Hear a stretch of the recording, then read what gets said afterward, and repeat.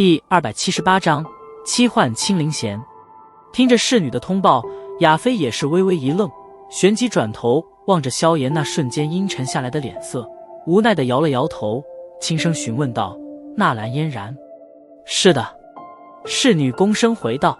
“他找我有什么事情？”亚飞微皱着黛眉，轻声呢喃着，叹了一口气，望向萧炎，歉然的道：“抱歉。”“去吧，这是你的工作，我又不可能怪你。”笑了笑，萧炎脸庞上的阴沉散去了一些，挥着手道：“你或许现在并不想与他见面，那先在这里稍等一下吧，让我问清他所来何事后，再送你们出去。”亚飞美眸在萧炎与淡然不语的海波东身上扫过，试探的道：“也好。”略微沉吟了一下，萧炎微微点